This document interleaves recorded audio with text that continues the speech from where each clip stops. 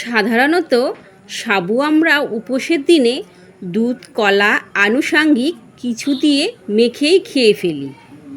কিন্তু এই রকম নরম, ফুলকো ফুলকো, ধবধবে সাদা সাবুর লুচি যে কোনো একাদশী বা যে কোনো উপোসের দিনের জন্য পারফেক্ট একটা রেসিপি।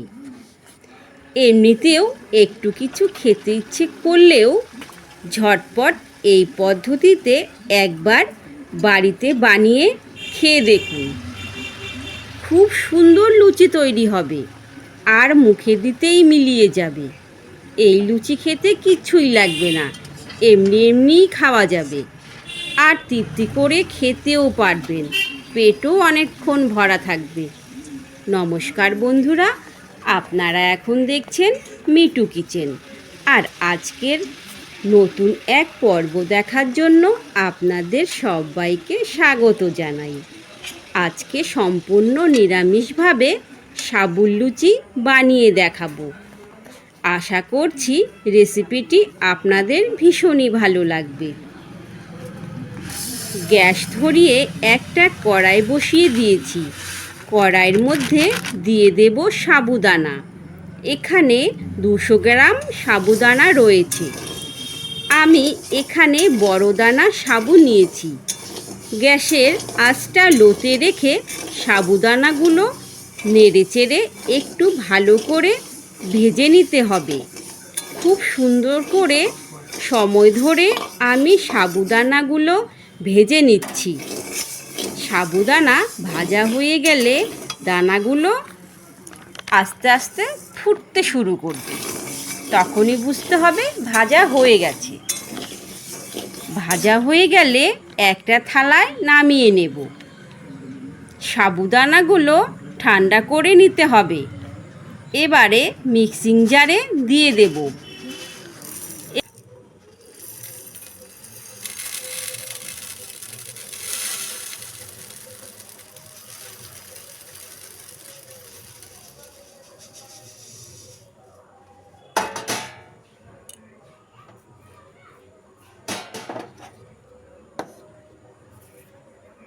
এই দেখুন, সাবুদানাগুলো ভালো করে গুঁড়ো করে নিয়েছি।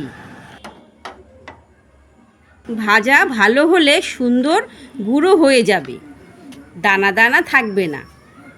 গুঁড়োটা একটা বাটিতে ঢেলে দেব। আমি 2টো আলু সেদ্ধ করে নিয়েছি। এবারে এর মধ্যে আলু ছুলে দিয়ে দেব।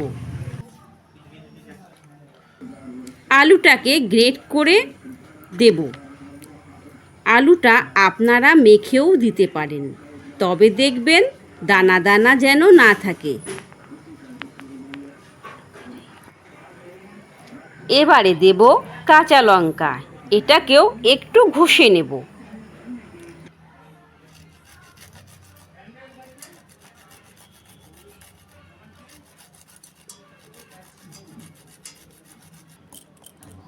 আর দেব 1 টুকরো আদা, এটাকেও ঘষে নেব। এবার দেব নুন, চিনি আর 1 চামচ সাদা তেল। এখন সব কিছু একসঙ্গে মিশিয়ে নেব। এখন অল্প অল্প জল দিয়ে মেখে নিতে হবে। অবশ্যই কিন্তু কুসুম গরম জল নেবেন। সুন্দর করে মেখে নিতে হবে।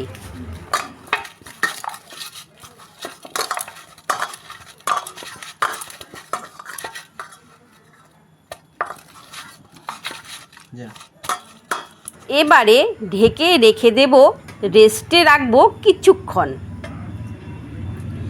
আবারও ঢাকা তুলে একটু মেখে নেব। এর থেকে লেচি কেটে নিয়েছি। এবারে একে একে বেলে নেব। দেখতে পারলেন আপনারা, জমকালো আলো এসে চলে গেল। আমি একটু ময়দা ছিটিয়ে বেলেছি, আপনারা চাইলে সাদা তেল দিয়েও বেলতে পারেন।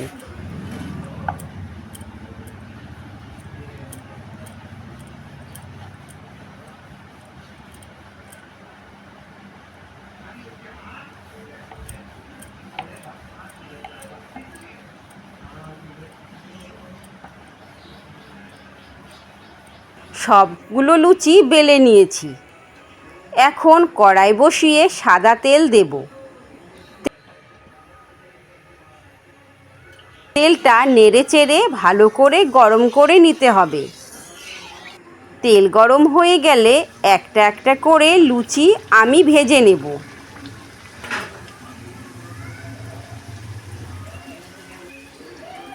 তেলে এইভাবে ছেড়ে দিলেই ব্যাস হয়ে গেল, আর কিচ্ছুই করতে হবে না।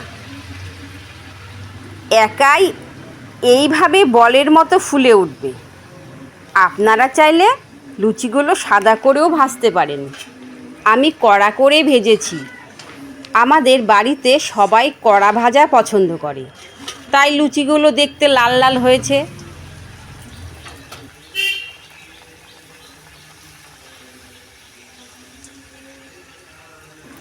এই লুচিগুলো দেখে মনেই হচ্ছে না, কেউ বুঝতেই পারবে না যে লুচিগুলো সাবুদানা দিয়ে তৈরি করা হয়েছে।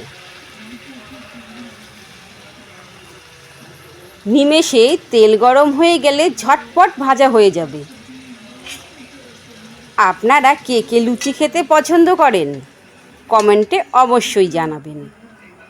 আজকের রেসিপিটা পছন্দ হলে লাইক, কমেন্ট, শেয়ার করে অবশ্যই চ্যানেলটি সাবস্ক্রাইব করে আমার পাশে থাকবেন। রেসিপিটি বাড়িতে তৈরি করে দেখবেন, সবাই আপনার প্রশংসা অবশ্যই করবে। তাহলে আজ এখানেই।